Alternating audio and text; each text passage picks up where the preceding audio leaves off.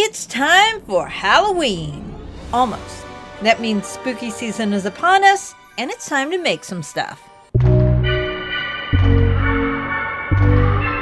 Today, we're going to make a complete one-of-a-kind boxed Halloween collectible doll set from scratch.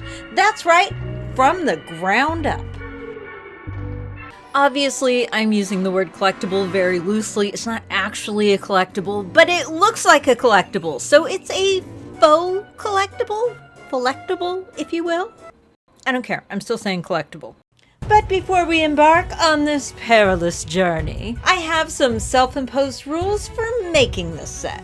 And they are as follows. No printables, stickers, or cutouts from magazine, nothing of that sort. Everything has to be hand-drawn and painted. The only exception is the scrapbook paper that I use as the background inside the box and the base. But other than that, it's all hand-drawn and painted.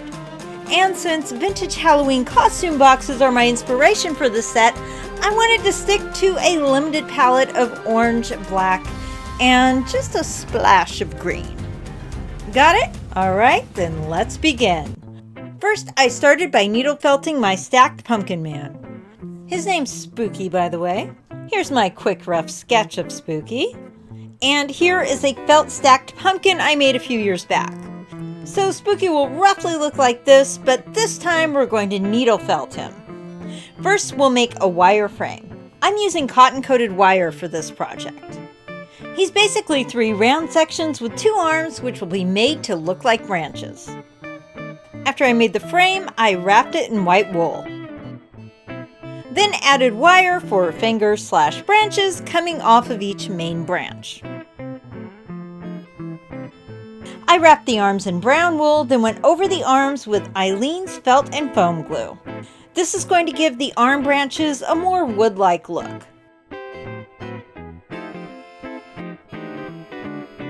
Then I started building up the pumpkin sections.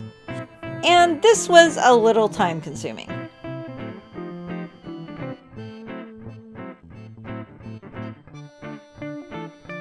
I added 2 large round black eyes.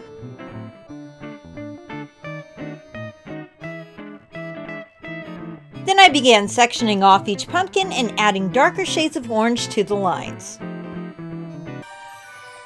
I gave Spooky a nose and mouth, then continued working around the pumpkin, adding wool and felting everything in place. My goal for the stacked pumpkin creature is to make him look more realistic and not perfect. If he looks perfect, he'll look like a toy. But if he's slightly imperfect, he might look more like maybe he comes alive on your shelf at night. So I tried to make him a bit more in the Tim Burton style in that respect. I actually feel like my original sketch is more cutesy, and I might go back and make a cuter version of Spooky at some point.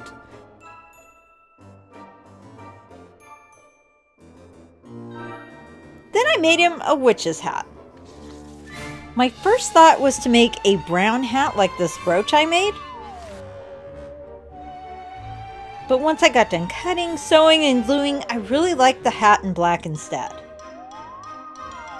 And of course, every witch needs a broom. So I made Spooky a wiry broom out of 32 gauge cotton-coated wire. I painted the wires various shades of brown, sanded and painted a wooden dowel, then wrapped the wires around and tied it with a bow.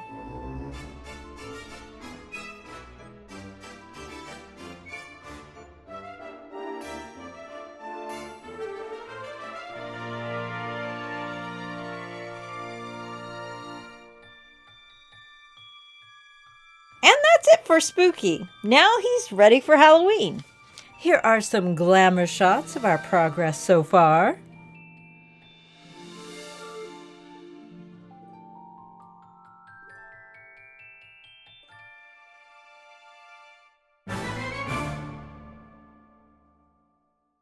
Now on to the box. For Spooky's one-of-a-kind collectible Halloween case, I used a black bakery case. These are not hard to find, nor are they very expensive. You can find them all over the place online. I got mine from Amazon. I used a pencil to draw my designs on the box. Then, before I started painting, I used old scraps of paper to protect the clear plastic window. And I started painting the design. Now, this didn't go as well as I expected.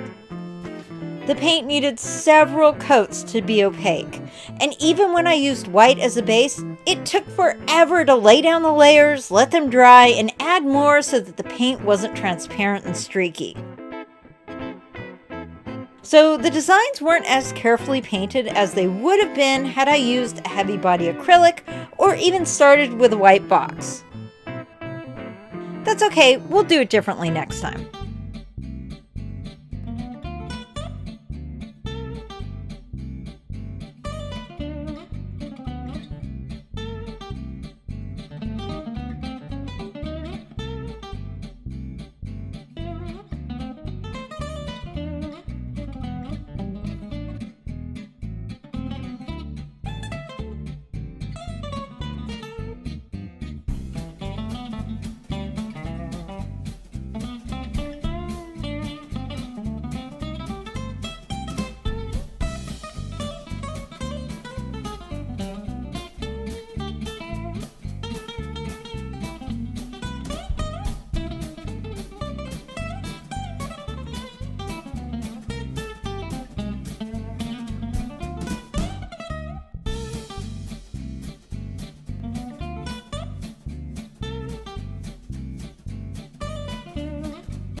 Once I was finished painting the outside of the box, Halloween collectible box, yeah, I added scrapbook paper to the inside for the background.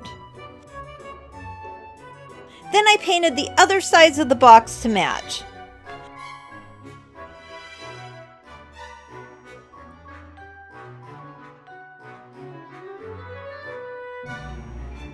Spooky has a pet cauldron named Bubbles. He's kind of like a puppy cauldron, so I thought I should add Bubbles to the mix. So I painted Bubbles for the inside. Even though Spooky and his box are orange, black, and vintage white, I also used green for Bubbles.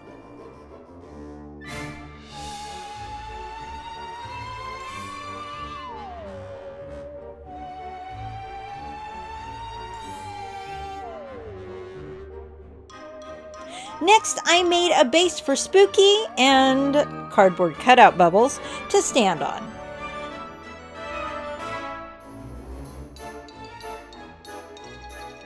Then I sewed Spooky onto the base.